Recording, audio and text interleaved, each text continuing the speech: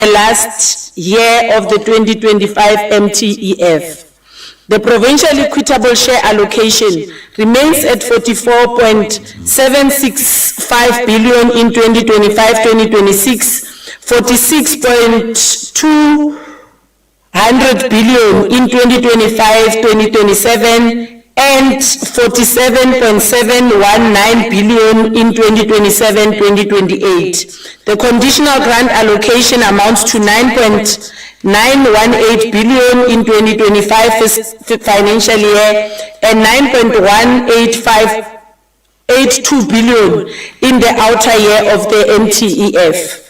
The changes in the conditional grants allocation are attributed to the correction in relation to the Comprehensive Agricultural Support Grant Program. The net effect of the changes to the conditional grants allocation after the correction of the CASP allocation increased from 751.764 million to 809.766 million in 2025-2026. The provincial own revenue target remains unchanged at 1.398 billion in 2025-2026 and increases to 1.461 billion in 2026-2027, then to 1.527 billion during the 2027-2028 financial year. Honorable Speaker, the allocation for the provincial departments as well as the provincial legislature largely remains unchanged. The provincial legislature received 522.583 million, whilst Office of the Premier allocation is standing at 519.498 million for the 2025-2026 financial year. The Department of Community Safety and Transport is allocated 2.446 billion in 2025-2026, with Provincial Treasury receiving the 695.181 million, whilst the Department of Cooperative Governance and Traditional Affairs receives 681.869 million. The Department of Health is allocated 7.040 billion. The Department of Environment 1.848 billion. The Department of Education 22.895 billion. And the Department of Arts, Culture, Sports and Recreation is allocated 776.063 million, whereas 1.876 billion is allocated to the Department of Social Development in the 2025-2026 financial year. The Department of Economic Development, Environment, Conservation and Tourism is allocated to 1.013 billion. The Department of Agriculture receives 1.277 billion, and the Department of Public Works and Roads allocation amounts to 4.207 billion during the 2025-26 financial year. Honorable Speaker, I would like to reaffirm to this August House that we remain committed to our drive to join hands with the private sector to grow the economy and create jobs. As part of the intervention of government to grow the economy, the province is in the process of establishing the Northwest Development Fund as set aside 100 million as part of the government contribution to this initiative. The budget proposal being tabled today forms a blueprint for a new era of inclusive growth and transformation. This proposal takes into consideration the unfavorable socio-economic conditions that our people are faced with and have been tailored in such a way that the province is capacitated to address the imbalances. Honorable Speaker, please allow me to table the following amended documents: the Appropriation Bill 2025 and the Estimates of Revenue and Expenditure Report. I thank you.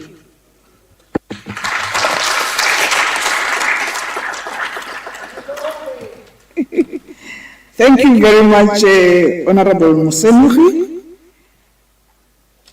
The Northwest Appropriation Bill 2025 stand referred to the Portfolio Committee on Premier and Finance for further scrutiny and processing.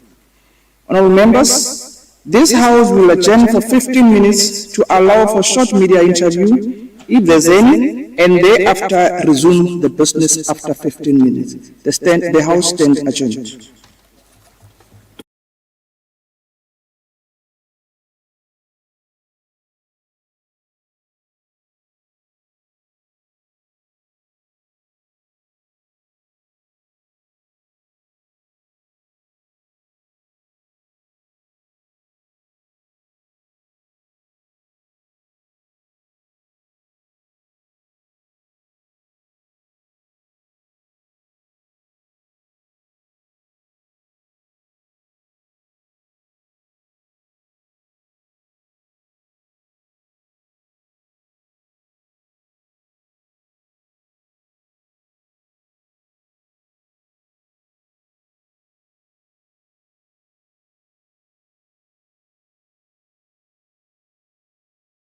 Order, please.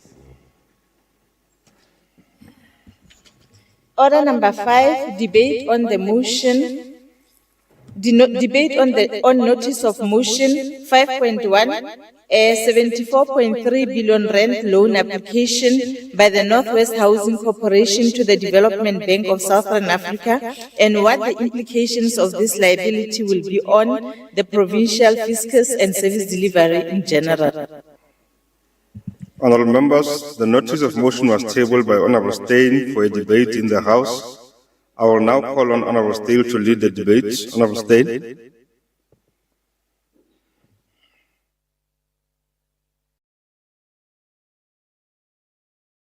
Thank you, Deputy Speaker. You've got 5 minutes. Honourable Deputy Speaker, today we finally get the opportunity to debate the 74.3 billion loan application by the Northwest Housing Corporation to the Development Bank of Southern Africa, and what the implications of this liability will be on the provincial fiscus and service delivery in general. This loan seeks to fund the construction of what is termed a mega smart city, somewhere around Lanseria within the Madibeng local municipality. But to date, neither the Housing Corporation nor Coxter MEC Wageng Molapisi could take this legislature into confidence into what exactly a smart mega city is, as per the provincial government's definition. According to the United Nations, a megacity is a metropolitan area with a population that exceeds 10 million people. A smart city is defined as an innovative, urbanized area where advanced ICT technology infrastructure is established, improving the quality of life of residents through efficient and smart e-governance, supporting sustainable economic development and growth. Here is the problem, Deputy Speaker. Madibeng's total population hovers at around 550,000 residents, and the ICT infrastructure there required to qualify as a smart megacity is decades behind the qualifying criteria. Madibeng cannot even deliver clean, potable water to all its residents. Deputy Speaker, the less said about the failed governance, financial mismanagement, political instability in Madibeng, the better. It is nowhere near close to being an efficient and smart government that delivers. Deputy Speaker, the provincial government wants to incur a 74.3 billion rand liability to fund a development that would benefit Gauteng, rather than prioritize the residents of Northwest. How can this government ethically and morally justify a development that the Northwest is, quite plainly, not ready for? 74.3 billion mega project comes at a cost of almost 150% more than the total annual provincial budget, which MEC Mosenogi just tabled, which for the current financial year hovers around 55 billion. 55 billion that cannot address the current socio-economic needs of Northwest residents, as admitted by Premier Lazarus Mkhosi, as admitted by MEC Kenetswe Mosenogi, and every MEC that have lamented funding shortfalls on key service delivery programs in every department, in every committee in this legislature. As we all know, mega projects are always delayed behind schedule and incur expenditure far above the budget due to poor planning, poor construction, ineffective project management, fraud, corruption and wasteful expenditure. Just like Kusile and Mudupe, liabilities that the nation will never be able to pay off, so too as things stand, the Northwest Provincial Government would never be able to pay off a 74.3 billion rand mega city project.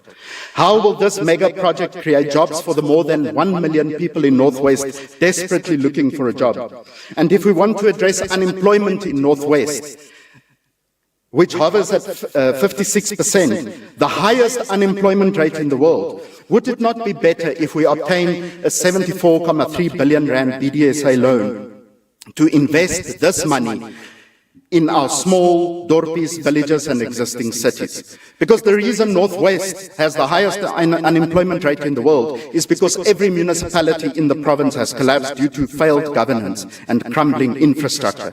If we want economic development and growth, we do not need a mega city. We need every municipality, every city and every dorpie and village to be effectively governed. If we can invest the 74 billion rand into our existing towns to fund infrastructure and service delivery, imagine the difference it would make to all residents throughout the Northwest. Maybe then Mahikeng could truly become a capital city with the infrastructure of a capital city. Maybe Koster will then finally have a main road. Maybe if we invest in Lichtenburg as an agri-hub, more emerging farmers would access markets with ease to sell fresh produce at a reduced input cost. Maybe if we invest some of these millions into Potchefstroom, the city could become a leading international destination for technological research and development. Maybe a few 100 million here and there could improve the critical bulk water infrastructure throughout the province so that every resident, when they open a tap, receive clean water.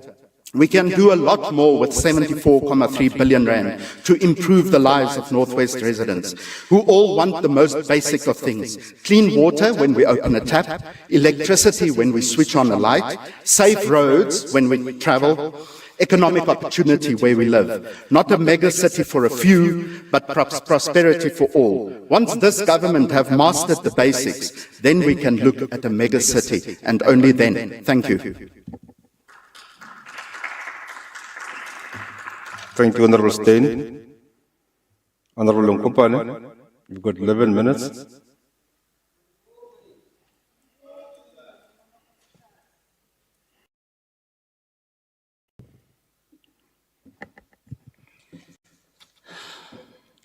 Honorable Speaker, Honorable Acting Premier, members of the Executive, members of the Provincial Legislature, Dumelang Bagaetsho and Bagaetsho botlhe ka kwa gae. During the official opening of this August House, at the start of the 7th administration, Deputy Speaker, Premier Lazarus Mokhosi maintained that mega cities and smart city programs will unlock investment in key focus areas such as housing, infrastructure, transport and logistics, education, leisure tourism, health care, etc. It is therefore noteworthy that we are finally coming closer together across different political parties to develop a clear path to arrive at achieving a smart city project in the province. I must say this debate is rather encouraging. It is demonstrating the esteemed members' intention to move from theory to practice. The context at which this debate arises may rather be discomforting to some, but be that as it may, for us the possible loan that is mentioned is an ambitious plan and a vision with potential to change the course of our provincial development and bring dignity to thousands of lives. As housing restored dignity for the poor and marginalized members of the society, the challenges of housing in the province are well known, and we believe that the step by the Northwest Housing Corporation in this regard of thinking about what is said to be a loan is indeed progressive, as it is part of their plans and vision.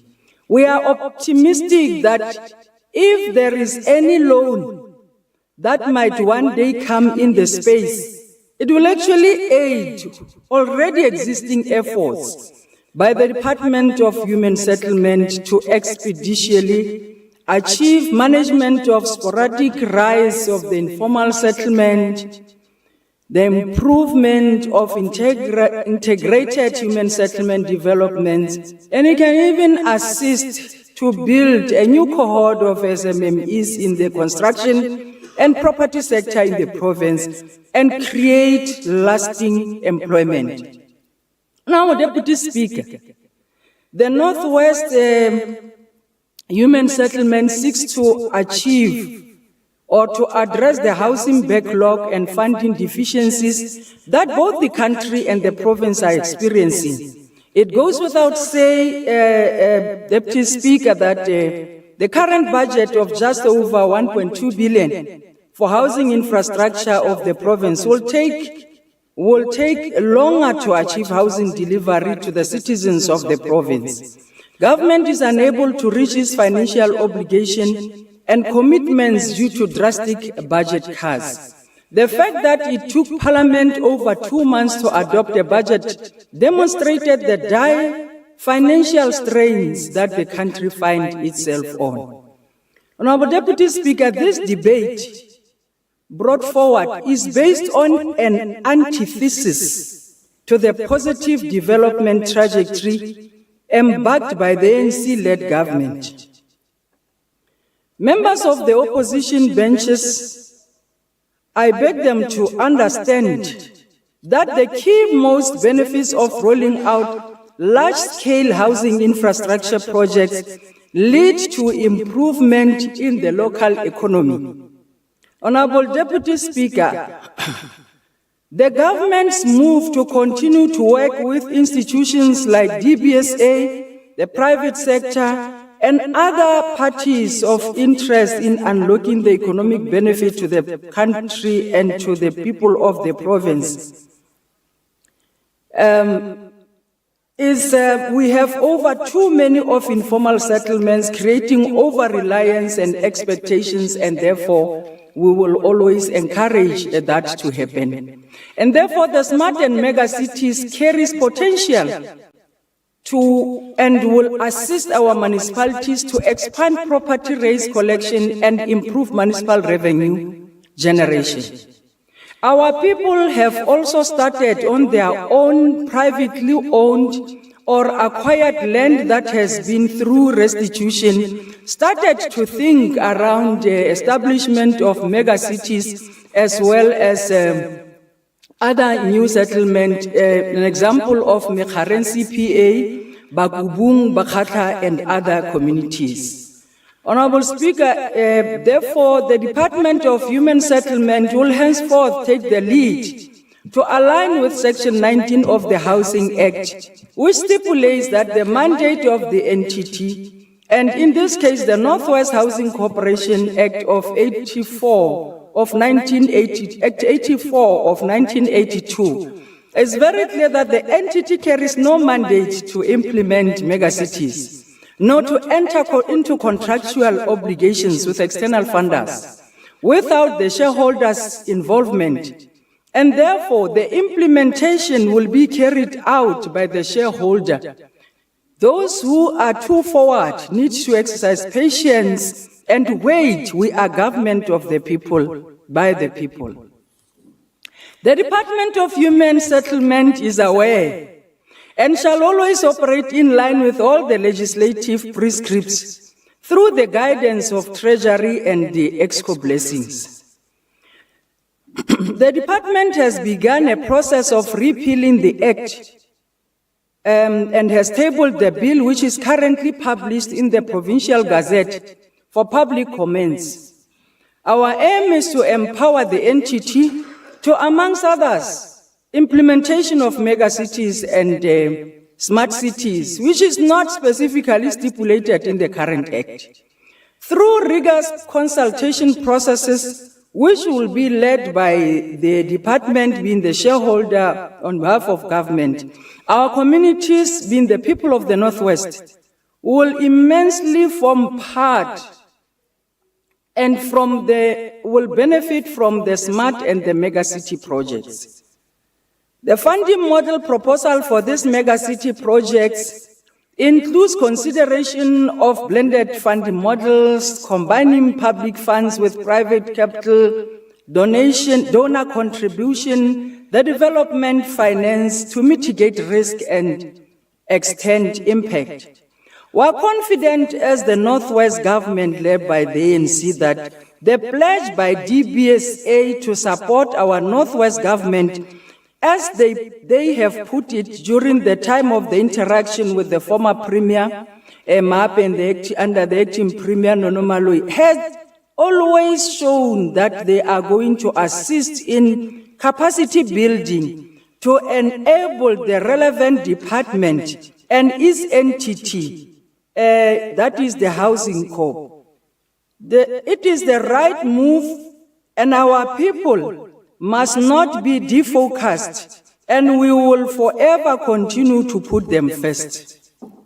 Opportunities of blended finance brought about in the opportunities for blended finance brought about in blended financing, the risk sharing, the blended financing leverages private sector investment, reducing pressure on public funds. Leverage effect, every rand of public funding can potentially attract multiple rands in private investment. Development impact, the donor and concessional finance may help structure the project with greater social and environmental outcomes. Honorable Deputy Speaker, the Northwest people and the country at large need to know that the loan applications and fundings are spearheaded by Treasury and approved by the EXCO.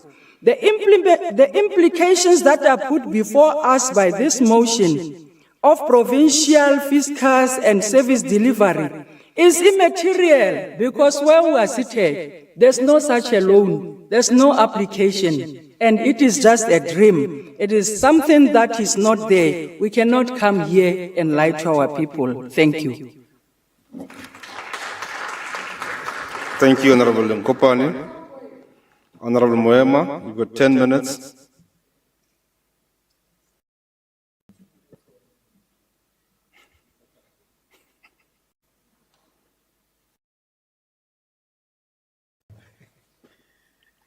Thank you very much, Commissioner Shakes Botso in absentia and your leadership collective of the EFF, Honorable Deputy Speaker, Honorable Maine, Honorable members of the Provincial Legislature, good morning. The Northwest Housing Corporation's recent application for a 74.3 billion loan application proposal from the Development Bank of Southern Africa represents a proof that we have a chronic housing and infrastructure deficit. This loan proposal has sparked interest not only for its potential to transform living conditions, but also for the complex implications it may have on the provincial fiscals and the broader landscape of service delivery in the Northwest. At the heart of this initiative lies the intention to tackle persistent housing backlogs that have plagued the province for years. The Northwest, like many other provinces in South Africa, faces significant challenges in providing adequate housing for its rapidly growing population, and informal settlements have expanded, and service delivery protests often stem from frustrations over standard living conditions. While the potential benefits of such a financial injection are significant, the implications for the provincial fiscals raise critical concerns. A loan of this magnitude would likely require some form of guarantee or fiscal backing from the provincial government. This introduces the risk of long-term debt obligations that could strain the province's financial sustainability. If not carefully managed, loan repayments could divert funds from the essential public services such as healthcare, education, and social development. Moreover, the debt servicing cost could limit the government's ability to respond flexibly to unforeseen fiscal pressures or economic downturns. Additionally, the success of this initiative depends heavily on governance, transparency, and efficient project management. South Africa's public sector, and the Northwest Province in particular, has experienced instances of financial mismanagement and maladministration. Without stringent oversight mechanisms and accountability frameworks, there's a danger that funds could be misallocated or lost to corruption, undermining both objectives of the loan and public trust. It is therefore essential that we focus on ensuring that there is stability and necessary leadership in the housing corp to impose rigorous due diligence and conditions tied to performance milestone, fiscal discipline, and community consultation. The broader implications for service delivery must also be considered. On the one hand, the proposal for a loan application might be creating an impression that there is a potential to catalyze significant improvements in public infrastructure, enhancing access to housing services and employment opportunities. If implemented as part of a holistic urban development strategy, the project could stimulate local economies and improve quality of life for thousands of residents. On the other hand, if the loan is not matched by institutional capacity and interdepartmental coordination, it could exacerbate existing inequalities and create isolated developments lacking integration. Political dynamics further complicate the situation. Large-scale financial commitments often become politically contested, especially when questions arise over transparency, community engagement, and the equitable distribution of benefits. The provincial leadership must therefore ensure that this initiative is guided by inclusive and planning process and robust communication strategies that engage all stakeholders, from municipal authorities to local communities. In conclusion, the 74.3 billion loan application proposal by the Northwest Housing Corporation to develop the Bank of South Africa represents a significant challenge. While it has the potential to transform the housing landscape of the province and enhance service delivery, its success hinges on sound fiscal planning, good governance, and the active involvement of the public. As the EFF Speaker, we therefore reject the proposal because loans put a burden on the coming administrations, and as well, we do not have trust and confidence in the housing corp itself. You saw recently they've been diverting from their actual mandate and even initiating programs that are even outside their scope, giving people raw meat, attempting to even killing our people, turning into events and so forth. So it appears clearly that there's no leadership. That housing corp as an entity is faced with critical leadership crisis and credibility chaos. Therefore, as the EFF, we stand to reject the proposal. Thanks, Speaker. Thank you, Honorable Moyama. Honorable Groenewald, you've got 3 minutes. Thank you, Honourable Deputy Speaker. The Freedom Front Plus stands today in absolute opposition to the reckless and fiscally suicidal decision by the Northwest Housing Corporation to apply for a 74.3 billion loan from the Development Bank of Southern Africa. After interest calculated over 20 years, the total amount to be paid back on a loan will be to 183.8 billion rand. To put it in perspective, with a monthly payback of 765.8 million rand, you could give every single person living in the Northwest a monthly stipend of 200 rand for the next 20 years. Let us be clear, this so-called mega city is not a development plan. It's a desperate election smokescreen by a failing ANC-led government that has run out of ideas, run out of money, and run out of shame. The Northwest Province has a total budget of 55 billion. This loan is 74 billion. What's more than the entire provincial budget, or differently put, after interest, a total of all 3 years' budget in the medium term combined. Who in their right mind would commit an already struggling province to this kind of debt? Who will pay this back? The answer is simple. The people of the Northwest, through the equitable share, through reduced services, through sacrificed infrastructure, will carry the burden of ANC incompetence for decades to come. There are currently 75 housing projects in this province that are blocked or incomplete. Clinics are understaffed, schools are collapsing, municipalities are bankrupt, roads are pothole graveyards. But instead of fixing what is broken, the government wants to build castles in the air with borrowed billions. The Freedom Front Plus demands accountability. This loan must be stopped. The Northwest Housing Corporation has no mandate to build megacities. Its job is to provide decent, affordable housing to the people, not to act like a rogue property developer playing monopoly with public money. This is not development, this is debt slavery. This is not a vision, this is vanity. And the people of Northwest deserve better.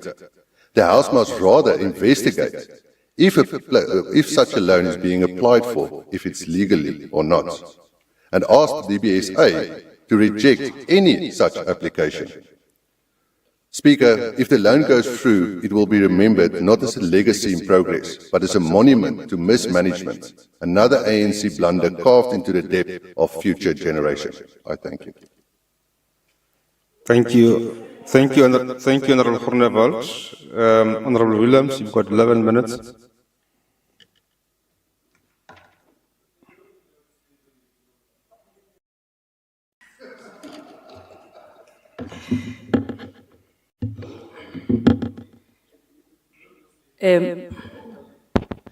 Honorable Speaker, Dr. Despo Mohono, Honorable Premier Lazarus Mokhosi in absentia, members of the Executive Council, members of the Provincial Legislature, distinguished guests, ladies and gentlemen. Honorable Deputy Speaker, I am worried about the debate because I'm not sure about the essence of the debate. The department just clarified there is no loan. The department, not me. So I'm just worried, but let me go to... So I wanted to clarify first, members on my left, that there is no loan. The debate, it's saying 74 billion loan application by the Northwest Housing Corporation to the Development Bank of South Africa and implications of this liability on provincial fiscals and service delivery in the province. That's the speech. I want to talk to the misunderstandings and misconceptions and grandstanding that we do as politicians from time to try and score easy and cheap political points. But I want to speak to the content of what this implies.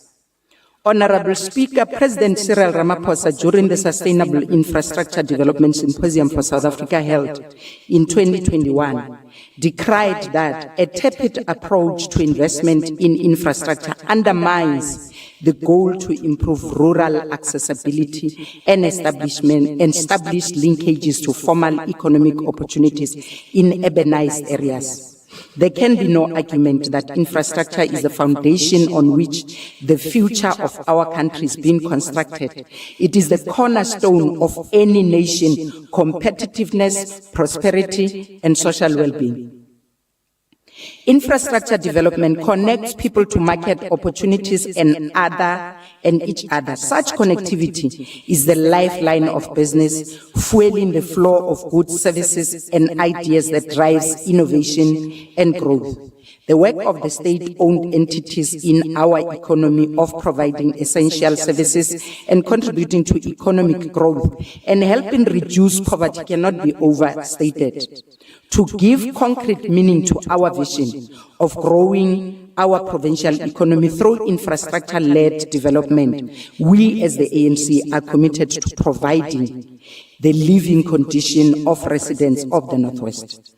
We are of the firm view that infrastructure serves as the foundation of our province economy by providing necessary physical and social systems for sustained growth and development. Through infrastructure network, we can improve productivity, attract investment, and enhance the overall well-being of every person who calls this province a home. Transformation of jobs can only come from economic growth, and that is why we must support every entity, every government department, every private sector institution that can help us achieve on this program.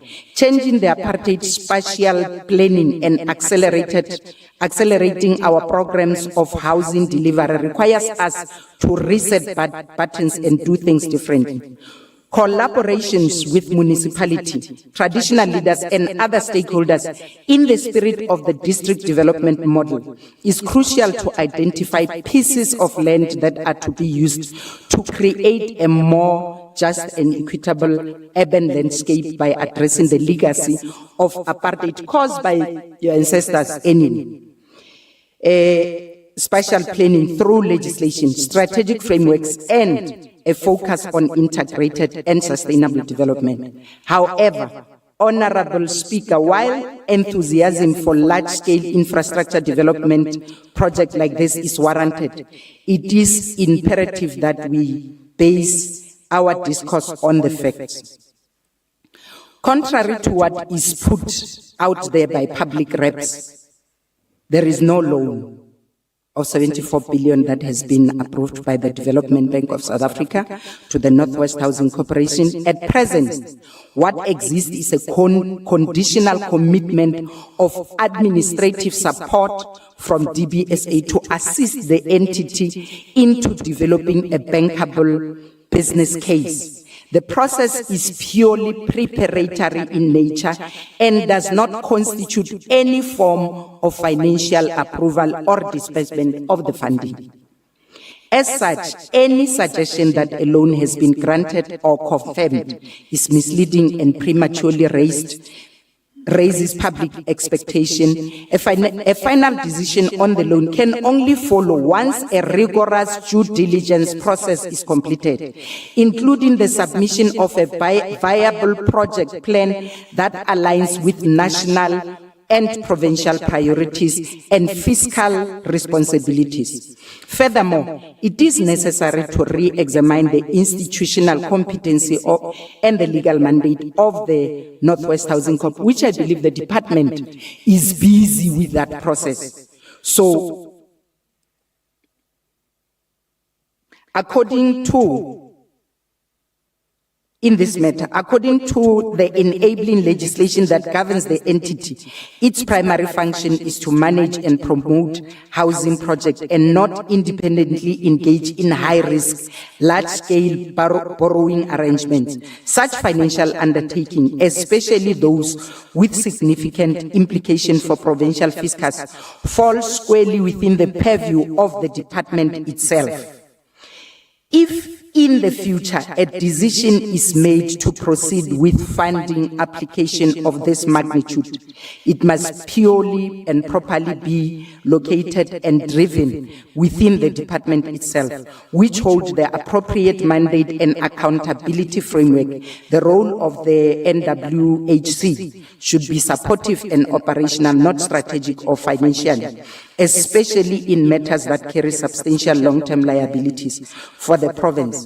We must exercise fiscal prudence and institutional discipline in the execution of our infrastructure agenda. As leaders, it is our duty to ensure that governance is not only visionary but also legally sound and transparent. Any infrastructure development must comply with applicable laws, regulation, and intergovernmental processes that guide responsible public financial management. Let us therefore all remain steadfast in our commitment to develop our people, to develop our province. Development should not come on the basis of a color or an affiliation.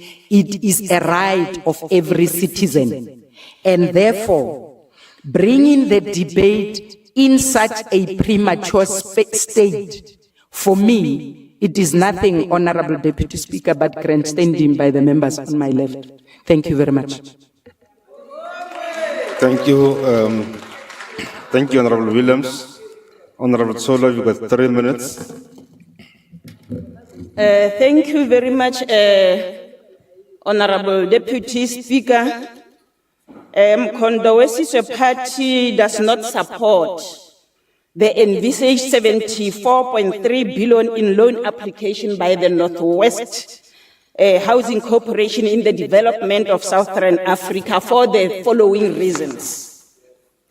A mega city is defined as a very large city that has a population of more than 10 million residents people, according to the United Nations Department of Economic and Social Affairs.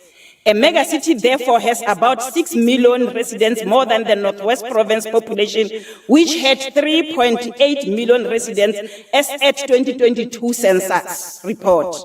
Before any attempt could be made to establish a new megacity in the Northwest Province, the Northwest Housing Corporation must first address the existing housing backlogs in the province, including incompleted housing or uncompleted housing units in Northwest dating back to 2011, as highlighted by the South African Human Rights Report that was released in November 2024. The Commission revealed, Honorable Deputy Speaker, that more than many RDP housing projects remain incomplete across the province, with poor planning, contractual disputes, and weak oversight cited as key factors.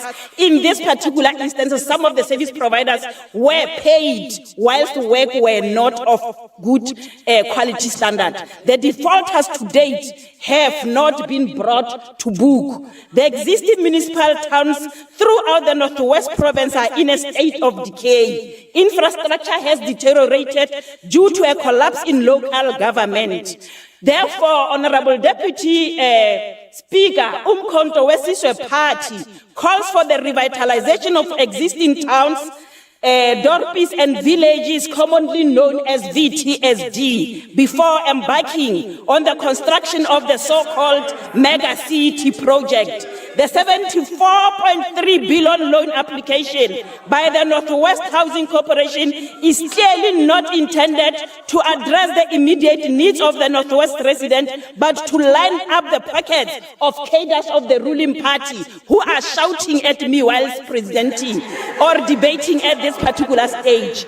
In terms of the preamble of the Northwest Housing Corporation Amendment Act, Act number 9 of 1994, Honorable Deputy Speaker, the Northwest Housing Corporation does not have a legal mandate nor a legal standing to build mega cities or smart cities, but it exists to address homeless and develop social housing assistance within the province of Northwest itself. The said act defines the word house, in case you don't know it, as including any shelter, affordable low-cost housing or low-cost dwellings, flats, apartments or residential units, whether held or to be held under sectional title deed. The 74 billion of DBSA loan is set to follow the same pattern the country has experienced with mega projects like Mdntv and Kusile, where funds will most probably be funded. Be funneled, not be funded, where funds will be funneled to ANC cadres without projects being satisfactorily delivered and without consequence management for that particular matter. The proposal is based on political pronouncement of politicians and not on the Northwest Corporation, Housing Corporation Act of Parliament, and therefore... Honorable Solo, I've been too generous with you. Your time is up. Okay. Oh, thank you very much. You agree with my stopwatch. Thank you. Thank you very much, Deputy Honorable Speaker, for the period that you have afforded to Umkhonto Wesizwe to debate. Thank you.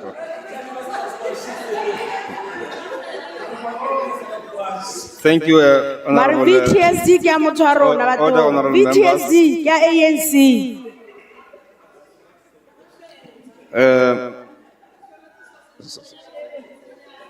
Honorable members, can we have order? I see Honorable Mangope is not in the House. We will now call on Honorable Oliphant. You've got 11 minutes.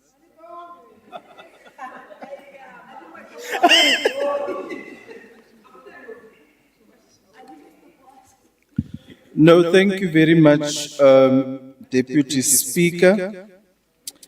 Honorable Deputy Speaker, Honorable Acting Premier, members of the Executive Council, honorable members of the Legislature, distinguished guests, ladies and gentlemen. Deputy Speaker, I want to start off by just indicating the absolute abuse of this legislature to come and listen to something that does not exist in fact. Once again, we've seen a premeditated action that does not seem to find its expression in fact anywhere, and that comes again from the Democratic Alliance. We were brought here the last time, Deputy Speaker, to come and debate the location of scholar transport by the same member who brought about this debate today. And in as factless as the scholar transport debate was, we are sitting with another factless debate that we are dealing with today in respect of a loan that does not exist in fact.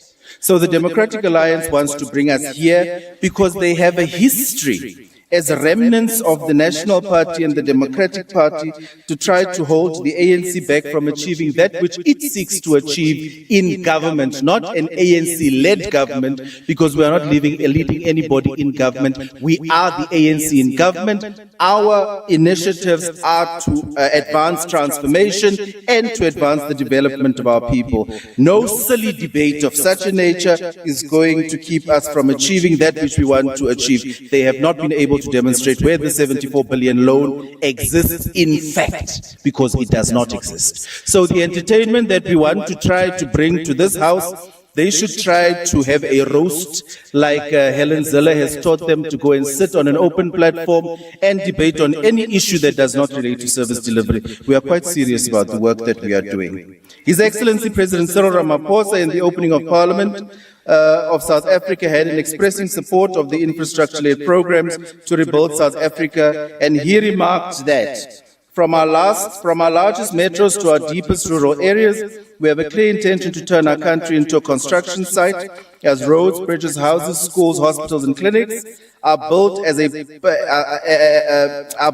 as broadband fiber is laid and new power lines are installed. This we intend on continuously doing even in the Northwest. We therefore support strengthening of capacity of our state-owned enterprises to promote inclusive growth and infrastructure-led programs so that our state-owned entities deliver the measurable results for inclusion and integration in the mainstream economy.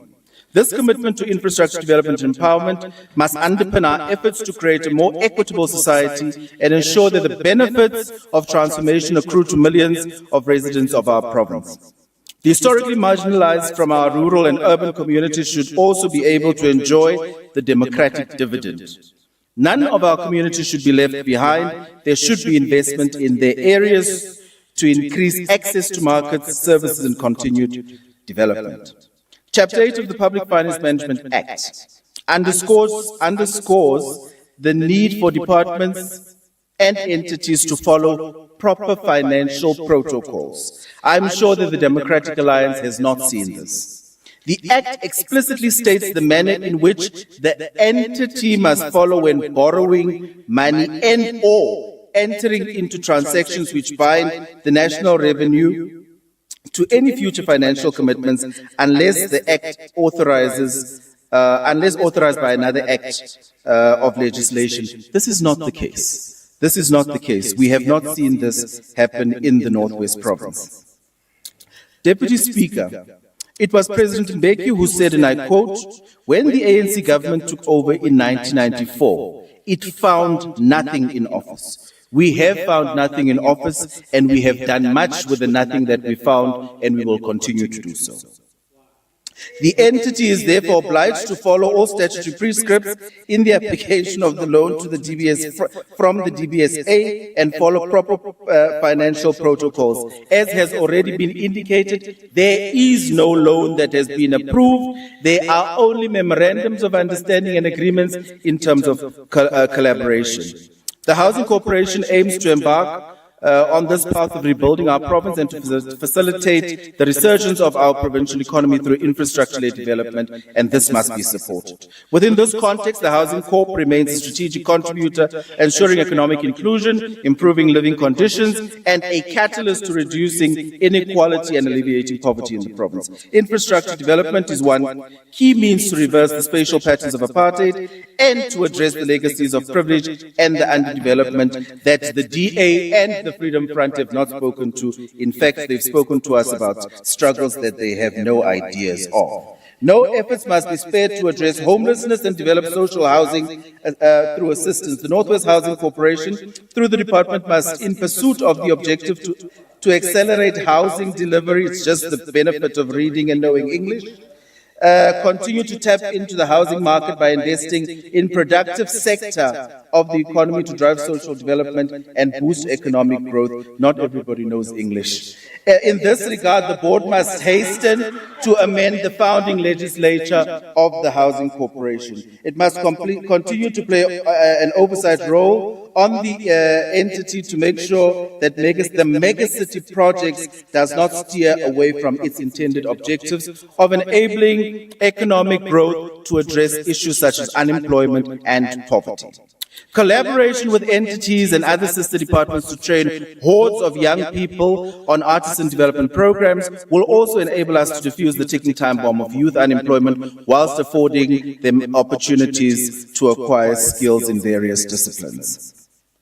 The Council for the Built Environment Environment Professionals and Skills Development Strategy for the Public Sector in 2023, December, revealed that 14% of registered professionals in South Africa are women, 1/4, and 62% of registered professionals are white, followed by 25% Africans and 9 Indians and 4 colored. We therefore see why we have not brought any statistics to justify why we don't want development, because we want to keep the industry white.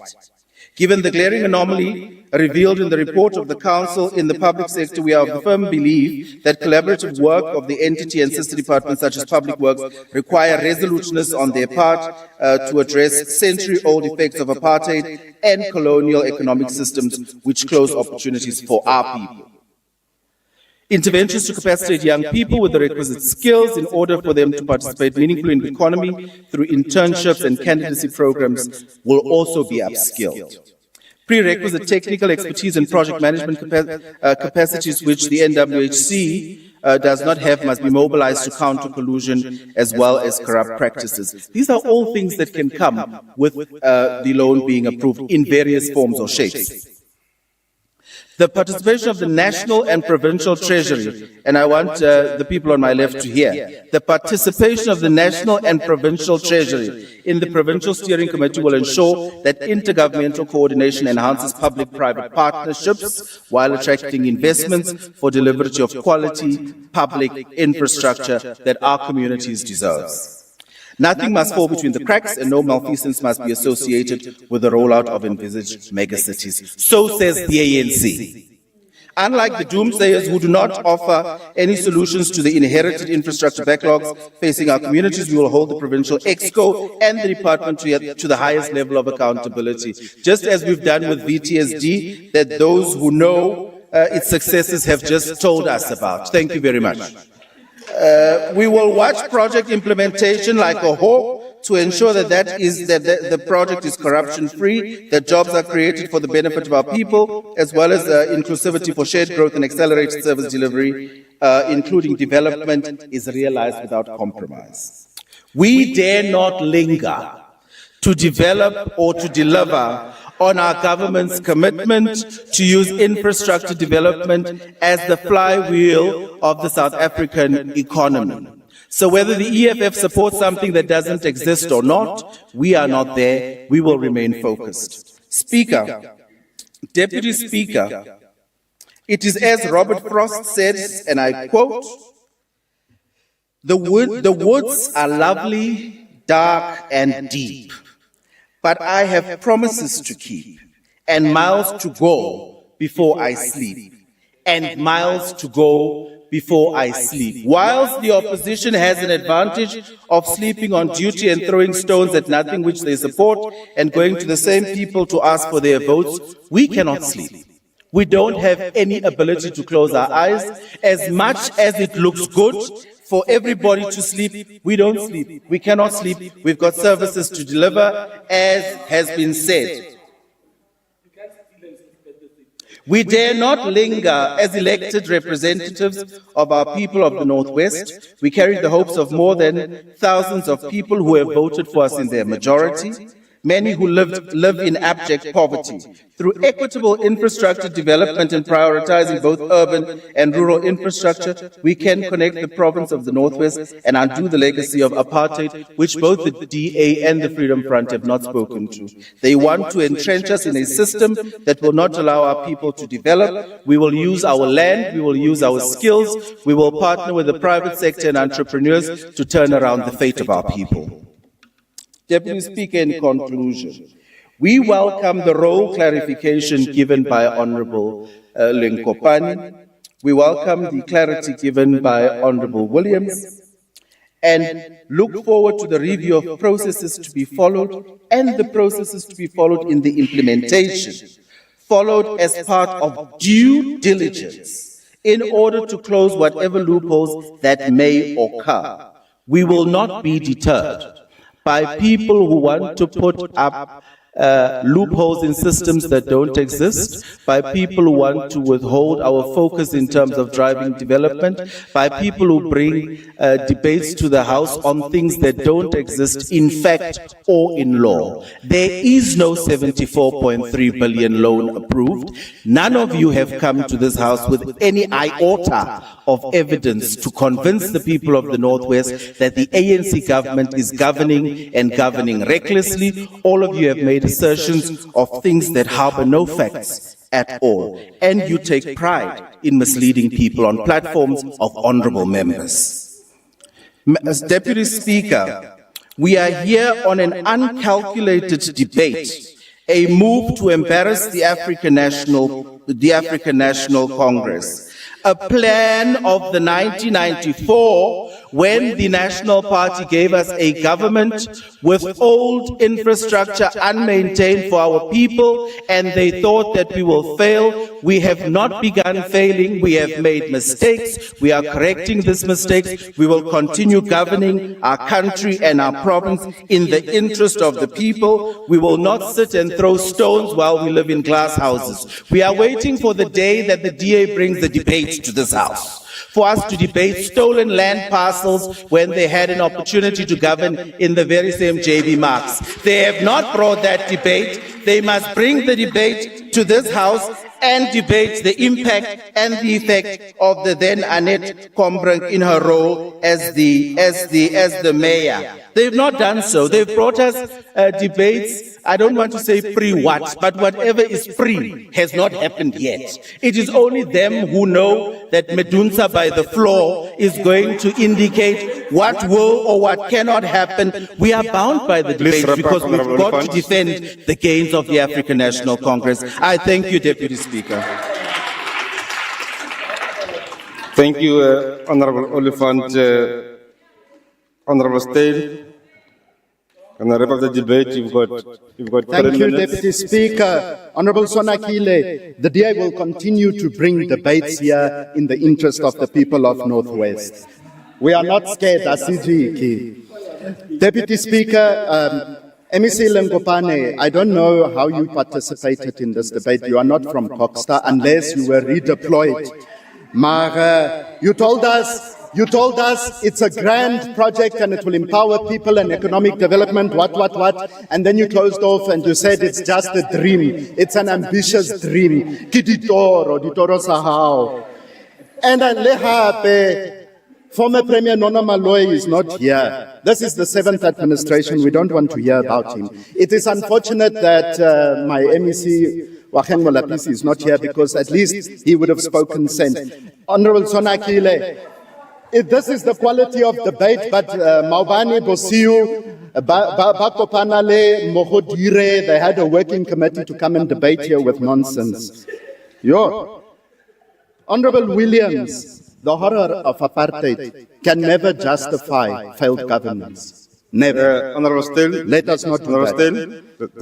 There's a point of order. Thank you, Deputy Speaker. It's nonsense parliamentary. It's nonsense parliamentary, Deputy Speaker.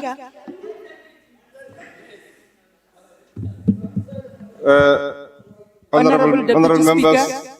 Honourable Deputy Speaker, my hand is up. Honourable members, can you please have order? The question has been posed to the presiding officer. The presiding officer will respond to the question. Honorable Williams. Thank you, Honorable Deputy Speaker. May I please be protected and the member not address me and focus on the debate? Thank you, Chair. Honorable members, you know, today we had a lot of fun in the House. Honorable Madara Sambata. A communist can't speak like Honorable Madara speaking. Sambata. Communist. Honorable Solo, can we please have order? I will make a ruling in the next sitting with regard to whether nonsense is parliamentary or not. We can proceed, Honorable State. Thank you, And Deputy Honorable Speaker. Priscilla Williams, you are protected. Can you please address Through you, the House and not Chairperson, through address you, Honorable- Deputy Speaker, the horror of apartheid can never be used to justify failed governance. Deputy Speaker, Honorable Oliphant participated in this debate and he told us it's factless. The fact is that the title of the debate says the loan application. I debated the loan application. And then he referred to the scholar transport debate that we tabled as the Democratic Alliance, MEC Wessels Morweng. He says it's factless. Children died in scholar transport in this province under that thing. Children has died. Buses are unroadworthy, and the department can't even pay those service providers with broken buses. Order, Chair. The fact Order, is, Chair. the fact is, Deputy Speaker, Honorable State. the fact Honorable is, Deputy State, Speaker, I'm addressing you. When I say, no, honorable members, when I call you Honorable State, you must stop. Okay. Honorable members, I will take the point of order, Honorable Williams. Can I please request that we have order? We have started very well, we had fun there and there, and we did not interfere with members doing whatever. Though we are conversing very loudly, some of you, disrupting other members. I want to get your point of order, Honorable Member, so that we allow Honorable State to conclude. Yes, Honorable Chair, the point of order is just on the misplaced debate. We are debating the loan on housing corp and not transport. So the member must focus on what we are debating. If the member wants to bring a transport debate, we will do so at that time. Thank you very much. Honorable members, like I said today, we're having fun. Can we allow Honorable State to proceed? Please. thank you, Deputy Honorable Speaker. State. Even these points of... I will really have to, this time around, remove you from the House or any other member, because we started with having fun, but now we are overdoing it. Can you proceed, Honorable State? Thank you, Deputy Speaker. The points of orders are also nonsense because Honorable Oliphant brought scholar transport here and he told me it was factless when children had died and those buses are unroadworthy. And But they the member can't is even continuing pay ka gore bitsa those nonsense. unroadworthy buses. It's a fact. And the fact is, Deputy Speaker, the ANC government, it embarrasses itself. It doesn't need me to come here to embarrass it. You do it by yourself as a government. I am here representing the Democratic Alliance in the interest of the people of Northwest. Deputy Speaker, this debate is not premature. It is prudent, because had we come to debate a loan already solicited, The 5 it would minutes be is done. a crisis. The aim of this debate is there is no feasibility study. We don't know how many houses are going to be 30 built. seconds We don't know remaining, where. Understand? We don't know what. We don't know why. We want to stop this, and the Democratic Alliance, I want to thank all members on the left who today spoke on the side of righteousness. Instead, we will reject this with your factless debate. Go back to your working group and work to come debate us. Thank you, properly Honorable here. State. Your time is We up. will never back down. I Honorable thank you. State, thank you. Your time is up. Gona application. Honorable members, Monna o tsogile fela ba re debate. honorable members, Order. Order, honorable members. Members, honorable order. Honorable members, can you please have order? Members of the House, both on the left and the right, can you please have order? Please, honorable members. Secretary, you may read the next order, please. Order number 6, MEC's oral reply to questions. Honorable members, in terms of the legislature program, today's sitting is scheduled for members of the Executive Council to respond to questions tabled for oral reply. The question paper was tabled through the ATC on the 20th May 2025. Honorable members, I want to draw your attention to the following rules. Rule 143, subsection 1, which stipulates that the time allocated for questions for oral reply is 60 minutes. And Rule 143, subsection 2, which states that the discussion on any particular question may not exceed 15 minutes. Honorable members should also note that all questions which will not be responded to due to time will be converted to written reply, and responsible MECs must submit the responses to the Secretary by the end of business today for tabling. Honorable members, I want to remind you that we are still operating on the 9th edition of the standing rules of the legislature. The 10th edition will only be considered for adoption today. Honorable members must resist the temptation of thinking that the revised rules are already applicable. Although we have subjected support to parties on training on formulation of questions, we have not been strict, and going forward, we will not allow any questions that offend the rules that we have adopted today. Honorable members of the Executive, where a question requires statistical data you cannot immediately provide, please indicate so we will provide you an opportunity to provide same in writing.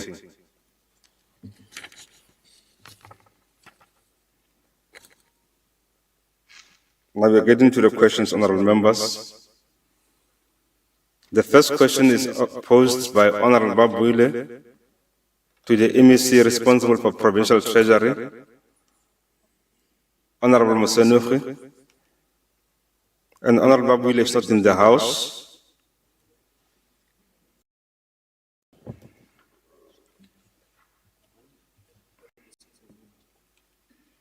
Okay, so you can respond.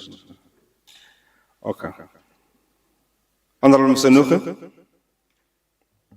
Thank you very much, Honorable Speaker. The under collection is as a result of the following. The Department of Community Safety and Transport Management has experienced delays in implementing the revised tariffs due to the difficulties in obtaining a gazette from the government printers. Additionally, some municipalities have been withholding or delaying deposits of motor vehicle license revenue to the department, contrary to the relevant provisions stipulated in the contractual agreement.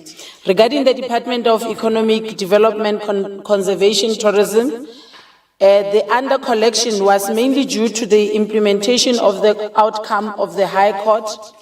During the 2023-2024 financial year, the Casino Association of South Africa and other stakeholders challenged Section 84(1)(e), 87(1)(a), and 87(3) of the Northwest Gambling Board Act number 2 of 2001. The Northwest High Court ruled in their favor, and the decision was subsequently upheld by the Constitutional Court of South Africa. As a result, the entity has had to revert to the 2004 levy tariff.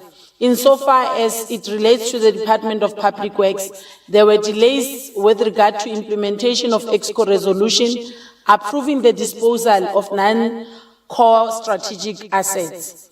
How the other responses, how does the MEC remedy the situation? To address underperformance and enhance departmental capacity, the Provincial Treasury In line with the process of initiating transversal bids for auctioneering services, this initiative aims to ensure the departments conduct auctions as planned and improve the recovery of outstanding debts. These bids are expected to be finalized before the end of the second quarter of the 2025-2026 financial year. The Provincial Treasury, in collaboration with the Department of Economic Development, Environment, Conservation and Tourism, have submitted the money bill and draft amendments of the Northwest Gambling Board Act. The purpose of this draft legislation is to create certainty about the legalities of revenue mobilization and collection from casino operation within the Northwest Province. Furthermore, the Provincial Treasury, working with the Department of Community Safety and Transport, is actively engaging with municipalities to address the practice of deliberate withholding or delay by some municipalities on transferring motor vehicle license fees on time to COSATMA. The province underspent by 1.75% on conditional grant as opposed to the same period in 2023-2024 financial year. The reasons are the underspending of the conditional grant, mainly as a result of underperformance by the Department of Arts, Culture, Sports and Recreation, Cooperative Governance and Traditional Affairs, and Agriculture and Rural Development. For sports and recreation, arts, culture, sports and recreation, the underspending was as a result of the delay with the appointment of the contract for the implementation of the infrastructure projects. Regarding that, the National Transferring Department took time to approve the business plan for Comprehensive Agricultural Support Program grant, and as a result, the implementation was impacted negatively. Of all the departments, the department remains, obviously the issue of agriculture remains a major challenge. On how we intend to assist and support the department is expected to implement all departments that were severely affected are expected to implement recovery measures with the main objective of improving expenditure and on the Comprehensive Agriculture Support Program grant. And this improvement was expected as at the end of 2024-2025 financial year. Core to the recovery measures was agility in unlocking and concluding procurement processes. The Provincial Treasury is continuing to work with the department to address the planning and implementation challenges. Thank you very much. Thank you, Honorable Mosenogi. Does any member wish to make a follow-up?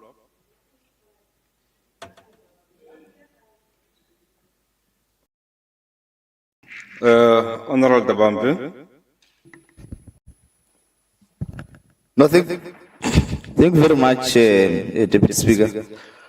On the issue of municipalities that are not transferring their money to Department of Transport, if you can get which municipalities are those, and also the mitigation that the department is putting, because engagement is not enough. What is that Treasury is putting? Be it a Riots Act to say, if you don't give the department the money that is due, because this is a serious violation of the service level agreement between transport and municipalities. So what is that Treasury is doing, including withholding of equitable shares to municipalities? Have they ventured into taking that route to ensure that the province is able to get its rightful revenue? Thank you. Honorable Mosenogi. Thank you very much, Honorable Deputy Speaker. As we have stated, the Honorable Member is requesting that we submit a list of the municipalities. We will do so, but the engagements are ongoing because some of the municipalities, they've been having challenges, and as it relates to the withholding of the equitable share, it's not the Provincial Treasury, it's the National Treasury, but it's not within our interest as well that the equitable share must be withheld of the municipalities. So we've been supporting municipalities in terms of the commitment they should make on servicing their current account with regard to the third-party accounts. I I think that's basically the questions that the honorable member has asked. Thank you. Honorable Sibeko. No, thank you very much, Deputy Speaker. We welcome the response by the MEC to dismantle a culture of non-payment and commitment made to work with the provincial treasurer to strengthen the collection of debt owed to municipalities by government.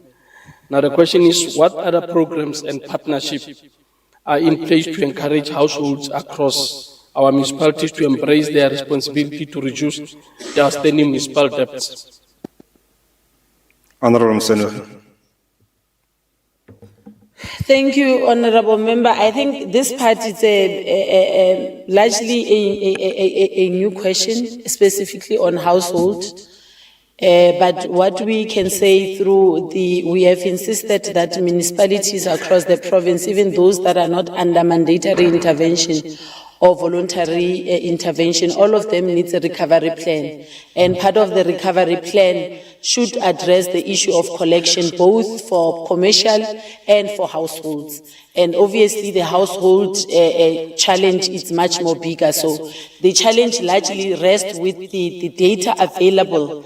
And we have been working with them for cleansing of data, ensuring that they improve the information of who they should be billing, and that even the billing account goes to the right person, get also the contact details as a result. So we are working with some of the municipalities, and we will be piloting with 2 or 3 municipalities, but in some areas there are improvements. The challenge will be also collaboration with ward councillors to ensure that they encourage communities to pay their households debts. But the other major issue is to intensify on the indigent register, because in some parts of municipalities, they have not really updated the indigent register, where they can be at least a reduction in terms of what is due to the municipality, and they can benefit from the subsidy that indigent household will benefit from. Thank you. Any other follow-up question? Honorable Tsolo. Thank you very much, Honorable Deputy Speaker. The Honorable Acting Premier indicated that the Department of Agriculture remains a major challenge. Therefore, I would like to be clarified, Honorable Deputy Speaker, as to the mitigation factors or measures that will be taken in order to deal with this particular department to avert the major challenges that have been reflected. Thanks, Honorable Deputy Speaker. Honorable Mosenogi, honorable members, I just read to you the rules earlier on, so you should be just careful of the 15 minutes and the 60 minutes. Because the 15 minutes is inclusive of the 60 minutes. So we may not want to spend, and I'm not saying members must not ask questions, we may not want to spend the 60 minutes of the questions on one question, because at 60 minutes we're going to finish in terms of the rule. We are going to stop on the questions and defer them to written responses.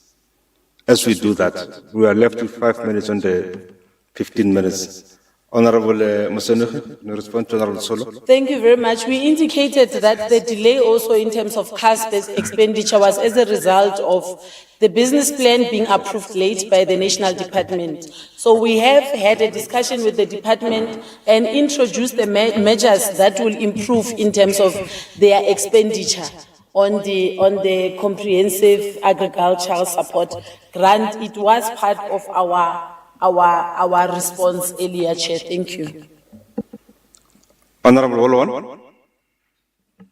Thank you, Deputy Chair. Yes, in terms of the APP of Provincial Treasury, and specifically looking at the culture of non-payment, which has been mentioned a couple of times now, the department, what action plan can they put forward that actually addresses both the households, the municipalities, and even businesses that are owing money to us? Because it's a multi-year thing. I can take that as a written response if she cannot answer it now. Thank you. Okay, it's a new question. You'll have to formulate and ask it whether for oral or written response. Honorable Sonakile. Thank you, Deputy Speaker. To the MEC Treasury, can you kindly quantify the 1.75% that has been underspent on conditional grants as to, in terms of rents and cents, how much are we talking about? Thanks. Thank you very much. The oral questions often, Honorable Deputy Speaker, it does not necessarily have to, but we will provide it as part of the written response on quantifying. But in our press statement that we released as the Executive Council, that figure was there. I don't want to mislead the House at this point. Thank you.